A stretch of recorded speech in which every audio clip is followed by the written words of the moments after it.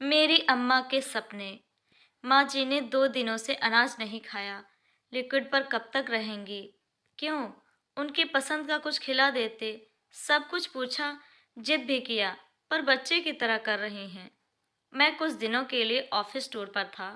हालांकि जाना ज़्यादा ज़रूरी नहीं था। आते ही सपना ने बताया, तो मैं चिंतित हो उठा।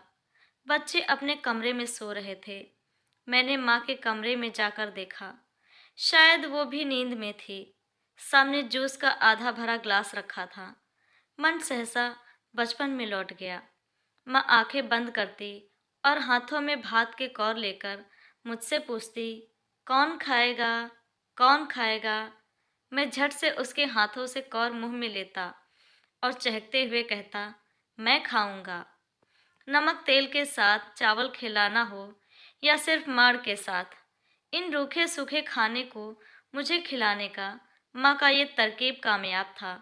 उन थाली के निवालों में मेरे लिए कोई लड्डू, कोई पेड़ा, कोई जलेबी होता, और सबसे अंत में झूठ मूठ की रसमलाई, जिसे खिलाने के बाद अक्सर माँ की आंखें डबडबा जाया करती थी। मुझे समझ नहीं आता तो मैं पूछ लेता, क्या हुआ माँ? कुछ नहीं रे, वो तेरे लिए जो सपने हैं वही आंखों में उतर आते हैं। माँ की डबडबाई आंखों को मैं पोंछ देता। वो मुस्कुराने लग जाती और उनके मैं गले लग जाता। मैं धीरे धीरे बड़ा होता गया और उन निवालों की कीमत समझता चला गया। यह भी समझता गया कि इस पूरी दुनिया में मैं ही माँ की दुनिया हूँ, और मैं माँ की दुनिया को खूबसूरत बनाना चाहता था। उनके सपने पूरे करना चाहता था। माँ के संघर्ष को मैंने जाया नहीं जाने दिया। आज हमारे घर में थाली पकवानों से सजी रहती है, पर गरीबी के दिनों के संघर्ष ने माँ को असमय बीमार और कमज़ोर कर दिया है। माँ को अचेत और भूखा सोते देख मेरा मन अपराध से भर गया। माँ ने उस परिस्थिति में भी मुझे कभी भूखा सोने नहीं दिया।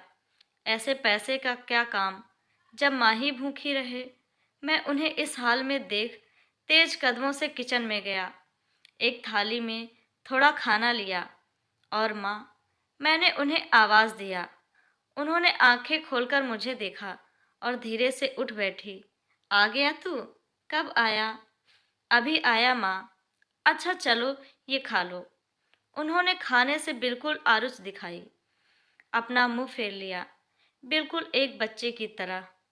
मेरी आंखें डबडबा आई थी, पर मैंने खुद को संयत कर अपनी आंखें बंद की और थाली से एक कौर लेकर माँ की ही तरह पूछा, कौन खाएगा, कौन खाएगा। मैं अधखुली आंखों से उन्हें देख रहा था। उन्होंने अपना चेहरा मेरी तरफ किया और एकटक मुझे देखने लगी। शायद वो बचपन के दिन उन्हें याद आ गए थे। उनकी आंखें भीग आई थी। उन्होंने मेरे हाथों से वो निवाला लिया और बच्चे की तरह रो पड़ी। मुझे तेरे बिना अच्छा नहीं लगता बेटे। जैसे बचपन में थोड़ी देर माँ के ना दिखने पर मैं रो पड़ता था। शायद माँ अब उसी अवस्था में आ गई थी। मैंने डबडबाई आंखों से उन्हें एक कौर और खिलाया।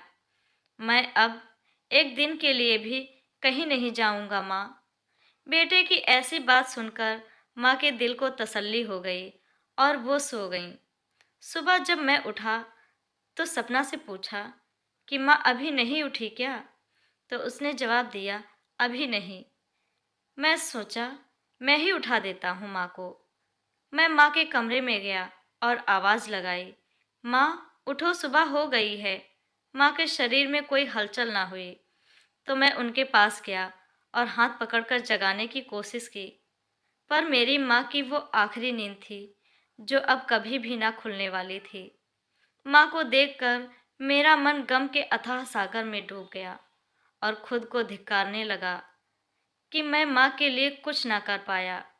दोस्तों, जब तक माँ बाप जीवित हैं, उनका ख्याल रखें और उनकी सेवा करें, क्योंकि जब हम जन्म लेते हैं तो उनकी दुनिया बन जाते हैं। उनके सारे सपने और सुख सब आपसे ही शुरू होकर आप तक ही खत्म हो जाते हैं। इसलिए जब भी मौका मिले आप उनके सपने ज़रूर पूरे करें, क्योंकि माँ-बाप जीवन में दोबारा नहीं मिलते। दोस्तों, आपको ये कहानी कैसी लगी? प्लीज़ हमें कमेंट करके ज़रूर बताएँ और हमारा चैनल सब्सक्राइब करें। कहानी सुनने के लिए आपका बहुत-बहुत धन्यवाद।